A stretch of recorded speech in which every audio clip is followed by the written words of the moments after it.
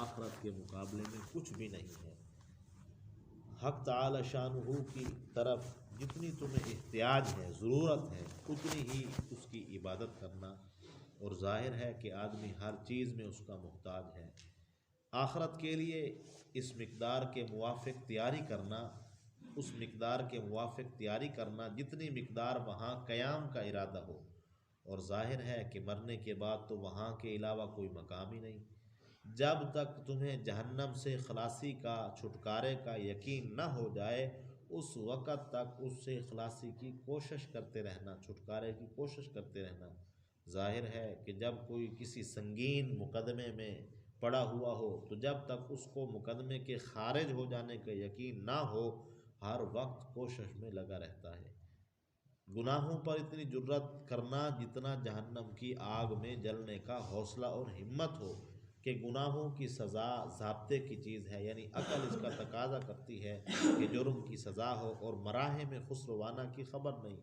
مراحم خسروانہ سے مراد یہ ہے کہ پتہ نہیں ہمارے ان گناہوں کی مرہم پٹی کیسے کی جائے گی آخرت کے اندر۔ جب کوئی گناہ کرنا چاہو، ایسی جگہ تلاش کر لینا جہاں حق تعالی شان ہو اور اس کے فرشتے نہ دیکھیں، کہ خود حاکم کے سامنے، CID کے عملے کے سامنے بغاوت کا انجام معلوم ہے۔ یہ 6 باتیں اپنے اندر بڑی گہرائی رکھتی ہیں جو حکیم لقمان نے اپنے بیٹے سے کہیں۔ اول انہوں نے فرمایا کہ دنیا میں اپنے آپ کو فقط اتنا مشغول رکھنا جتنی زندگی باقی ہے، اور ہم اور آپ بہتر جانتے ہیں کہ دنیاوی زندگی کا جو ہے کوئی اعتبار نہیں ہے۔ کبھی کبھی ایسا ہوتا ہے کہ باپ جو ہے، بوڑھا باپ بیٹھا ہوتا ہے اور جوان بیٹا چارپائی پر جا رہا ہوتا ہے، اور کبھی کبھی ایسا ہوتا ہے کہ بوڑھا جو ہے وہ دادا بیٹھا ہوتا ہے اور معصوم پوتا جو ہے وہ چارپائی پر جا رہا ہوتا ہے۔ تو دنیا کی زندگی جو ہے بہت تھوڑی ہے، بہت قلیل ہے، جس کے لیے ہم اتنی تگ و دو کر رہے ہیں، دوڑ دھوپ کر رہے ہیں، محنت کر رہے ہیں، اور فرمایا اس میں رہنا کتنا ہے کسی کو کوئی پتہ نہیں ہے۔ 50 سال، 60 سال، 70 سال، 100 سال، یہ تو محض عقل کے جو ہیں، یوں سمجھو کہ ایک مطمئن کرنے کے جو ہے یہ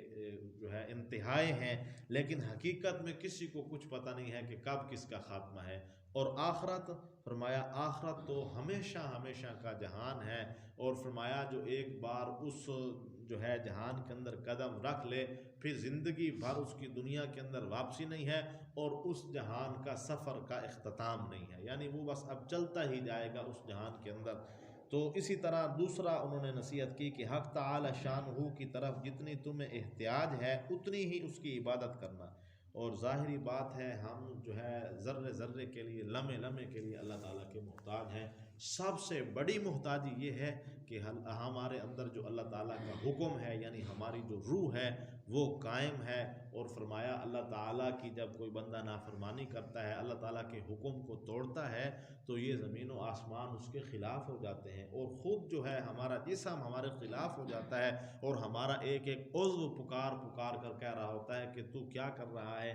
جبکہ تو سب کچھ تو اسی کا ہے، ودیت اسی کی ہے، امانت تیرے اندر اسی کی ہے۔ فرمایا کہ جو اللہ تعالیٰ کی طرف سے یہ حکم ہمارے اندر چل رہا ہے، مراد روح ہے، فرمایا ہونا یہ چاہیے تھا ادھر ہم نے اللہ کا حکم توڑا، ادھر وہ ٹوٹ جاتی، وہ روح جو ہے چلی جاتی۔ تو اس لیے فرمایا کہ ہمیں ہر لمحے اللہ تعالیٰ کی طرف محتاج رہنا چاہیے، اور محتاجی کی صورت یہ ہے کہ ہم اللہ تعالیٰ سے مانگتے رہیں، اس سے جو ہے پناہ پکڑتے رہیں، اس کی نافرمانیوں سے بچتے رہیں۔ تو اس کے لیے جو ہے ہر آدمی ہر لمحے کے لیے اللہ تعالیٰ کا محتاج ہے، اور آخرت کے لیے اس مقدار کے موافق تیاری کرنا جتنی مقدار وہاں قیام کا ارادہ ہو، اور ظاہر ہے کہ مرنے کے بعد تو وہاں کے علاوہ کوئی مقام ہی نہیں ہے۔ یعنی دنیا کے اندر جس طرح ہماری پلاننگ ہوتی ہے کہ اب ہم نے جو ہے وہ رہنا ہے 50 سال، بچہ جو ہے بڑا ہوتا ہے، والدین اس کی فکر کرتے ہیں کہ اب اس کا گھر بار ہونا چاہیے، یعنی والدین کو ایک اندازہ ہوتا ہے کہ یہ جو ہے 100 سال، 80 سال، 70 سال جیے گا، تو اس زندگی کے اندر اس کو سکون کے لیے گھر کی بھی ضرورت ہوگی، ساتھی کی بھی ضرورت ہوگی، بچوں کی بھی ضرورت ہوگی، تو اس کے لیے والدین فکر مندی کرتے ہیں۔ تو فرمایا اسی طرح دنیا میں تھوڑے سے قیام کے لیے اتنی فکر کی جا رہی ہے تو آخرت میں اتنا لمبا وقوع، اتنا لمبا قیام، اتنا لمبا ٹھہراؤ ہے، تو اس کے لیے بھی سخت دوڑ دھوپ ہونی چاہیے، سخت محنت کرنی چاہیے۔ تو اسی لیے فرمایا کہ دنیا میں جتنی مقدار رہنا ہے اتنی محنت، اور آخرت میں جتنی مقدار رہنا ہے اتنی محنت۔ تو اس کے لیے اللہ کے نبی صلی اللہ علیہ وسلم فرمایا کرتے تھے کہ جو ہے میں اپنے رب کا شکر گزار بندہ کیوں نہ بنوں، یعنی تھوڑی دیر رات کو آرام کرتے پھر کھڑے ہو جاتے تھے، نفلوں میں کھڑے ہیں اور دعاؤں میں کھڑے ہیں۔ تو وجہ یہ تھی کہ آپ صلی اللہ علیہ وسلم اس تھوڑی زندگی کو جو اللہ کی طرف سے وقت تھا اس کو مزید جو ہے لگانا چاہتے تھے، کھپانا چاہتے تھے، تاکہ جو ہے میں اللہ کے حضور سرخرو ہو کر چلا جاؤں، اور ہمیں یہ سبق دے کر گئے کہ جو ہے تم بھی اپنی زندگی کو، اس تھوڑے سے وقت والی زندگی کو جو ہے اللہ کے لیے لگا دو، محنت پر لگاؤ اور اللہ کے لیے جو ہے اس کو کھپاؤ۔ انشاءاللہ جو ہے یہ 50 60 70 100 سالہ زندگی لگ گئی تو کروڑوں اربوں خربوں سالہ زندگی جو ہے وہ ہماری بن جائے گی۔ اور فرمایا کہ جب تک تمہیں جہنم سے خلاصی کا یقین نہ ہو جائے اس وقت تک اس سے خلاصی کی کوشش کرتے رہو۔ یعنی کہ جہنم کی خلاصی کا یقین کیا ہے؟ یعنی ہر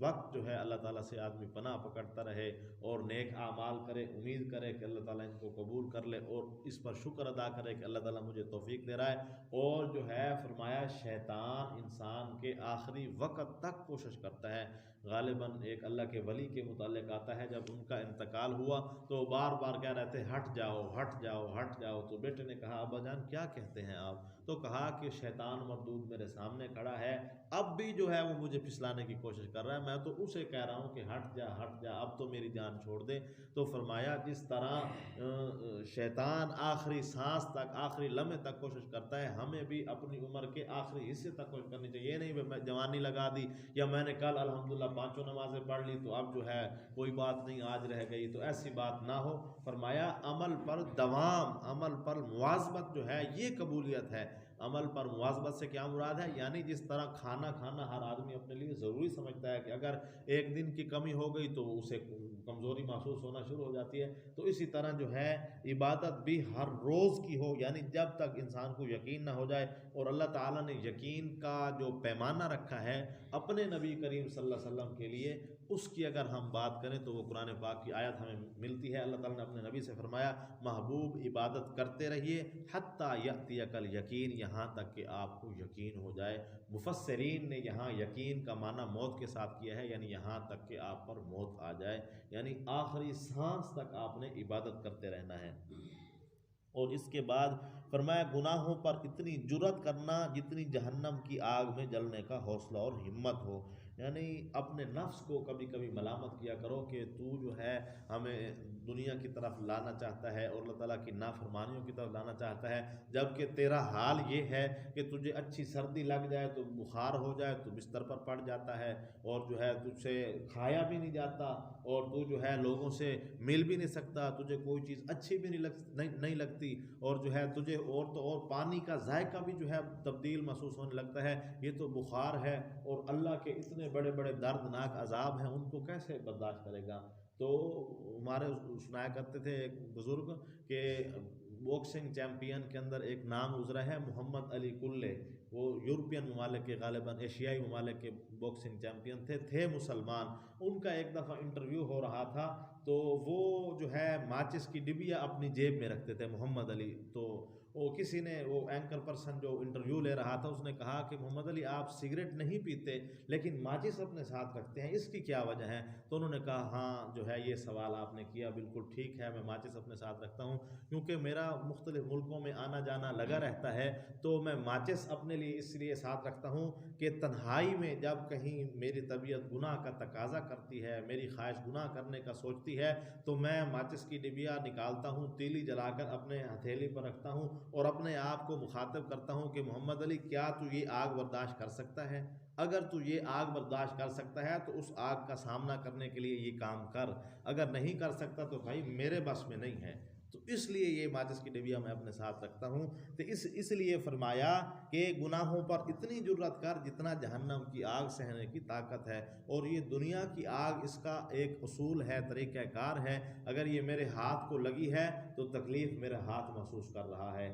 اور پھر بعد میں ہاتھ کی مرہم پٹی ہو گئی، میں ٹھیک ہوں۔ تو جہنم کی آگ جو ہے اس کا ہم اگر پڑھیں تو فرمایا التی تطل نار اللہ الموقدہ، وہ ایسی بند کی ہوئی آگ ہے کہ التی تطلع علی الافئدہ، وہ اگر ہاتھ پر لگتی ہے تو اس کا اثر دل پر ہوتا ہے، یعنی وہ دلوں تک چڑھ جانے والی آگ ہے، اس قدر شدت والی آگ ہے۔ تو فرمایا گناہوں پر اتنی جرأت کرو جتنا جو ہے اللہ کے عذاب سہنے کی تمہارے اندر طاقت ہے۔ اور ہم سب بہتر جانتے ہیں کہ دنیا میں چھوٹی بہت بڑی مصیبت ہم پر آ جائے تو ہم بہت گھبرا جاتے ہیں، پریشان ہو جاتے ہیں، اور اتنی بڑی بڑی مصیبتوں کا ہم کیسے سامنا کریں گے؟ تو اس کے لیے بہتر یہ ہے کہ گناہوں سے بچتا رہے۔ اور فرمایا جب کوئی گناہ کرنا چاہو تو ایسی جگہ تلاش کر لینا جہاں حق تعالی شان ہو اور اس کے فرشتے نہ دیکھیں ہوں۔ تو بھائی اللہ تعالیٰ کا تو شان ہے، اللہ تعالیٰ فرماتے ہیں کہ جو ہے یا دبیب النملۃ السوداء علی الصخرۃ فی السماء، کالا پہاڑ ہو، اس کالے پہاڑ پر کالی چیونٹی ہو،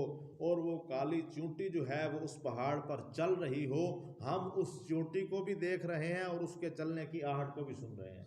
اور فرمایا کہ اس کا شان یہ ہے کہ اگر کوئی آہستہ آواز میں بات کرتا ہے تب بھی سنتا ہے، کوئی اونچی آواز میں بات کرتا ہے تب بھی سنتا ہے، کوئی دل میں سوچتا ہے تب بھی جو ہے وہ محسوس کرتا ہے۔ اور فرمایا وہ خیال جو ہمارے دل میں ابھی آیا بھی نہیں ہوتا، اللہ اس کو بھی جاننے والے ہیں۔ تو فرمایا اس سے بڑھ کر جو ہے ہمارا نگران محافظ اور کون ہو سکتا ہے؟ تو ہم اس کا لحاظ چھوڑ دیتے ہیں۔ اور فرمایا جیسے دنیا میں آگے آیا ہے، کوئی حاکم ہو، کوئی CID والا ہو، ہمیں پتہ ہو کہ کوئی ہماری جاسوسی کر رہا ہے اور ہمارے پیچھے لگا ہوا ہے، تو ہم اگر خلاف ورزی قانون کی کر دیں تو ہمیں پتہ ہے کہ سخت سزا ہوگی، اور طبیعت تقاضا کرتی ہے بھائی کوئی خلاف عادت تو نے کام نہیں کرنا۔ تو بھائی CID والے دھوکہ کھا سکتے ہیں، ان سے بھول چوک ہو سکتی ہے، حاکم دھوکہ کھا سکتا ہے، اس سے بھول چوک ہو سکتی ہے، لیکن احکم الحاکمین جو ہے وہ کبھی دھوکہ نہیں کھا سکتا، نہ اسے کوئی دھوکہ دے سکتا ہے، نہ وہ بھولتا ہے، نہ وہ اونگتا ہے، نہ اسے نیند آتی ہے۔ تو اس کے لیے فرمایا سب سے پہلے لحاظ اور حیا کا ڈر جو ہے یہ ہے کہ ہم اللہ تعالیٰ کا حیا کریں۔ یہی وجہ ہے اللہ تعالیٰ بندوں سے شکوہ کرتے ہیں کہ میرے بندوں تم جو ہے کمزوروں کا تو لحاظ کرتے ہو اور مجھ طاقتور کا لحاظ نہیں کرتے، یعنی والد تمہارا کمزور ہے، وہ تھک جاتا ہے تمہارے پیچھے جاتے بھاگتے بھاگتے، استاد کمزور ہے، تھک جاتا ہے تمہیں سمجھاتے سمجھاتے، اسی طرح جو ہے تمہارے اوپر جو افسران ہیں وہ تھک جاتے ہیں تمہاری دیکھ بھال کرتے کرتے، لیکن تو ان کمزوروں کا تو لحاظ کرتا ہے، والدین کا کرتا ہے، استاد کا کرتا ہے، افسروں کا کرتا ہے، لیکن اس کا نہیں کرتا جو تھکتا بھی نہیں ہے اور جس سے کوئی بھول چوک ہوتی بھی نہیں ہے۔ تو اس کے لیے فرمایا جس کے دل میں خوف خدا بیٹھ جائے پھر اس سے گناہوں کا ہونا جو ہے محال ہے۔ اور فرمایا جس کے دل میں خوف خدا بیٹھ جائے اس کا جہنم میں جانا ایسے ہے جیسے دودھ تھنوں سے نکل آئے اور اس واپس جائے، یعنی تھنوں سے جو دودھ نکل آیا وہ واپس جا ہی نہیں سکتا۔ اس لیے فرمایا جس کے دل میں خوف خدا بیٹھ گیا اس سے گناہ ہو ہی نہیں سکتا۔ اللہ سے دعا ہے اللہ مجھ سے عمل کی توفیق عطا فرمائے۔ الحمدللہ رب العالمین والصلاة والسلام علی سید الانبیاء والمرسلین، سبحان اللہ وبحمدہ، سبحان اللہ العظیم، اللہم انک عفو کریم تحب العفو فاعف عنا یا غفور یا غفور یا غفور، اللہم انا نجعلک فی نحورہم ونعوذ بک من شرورہم، استغفر اللہ لی ولکم ولسائر المسلمین فاستغفروہ انہ هو الغفور الرحیم۔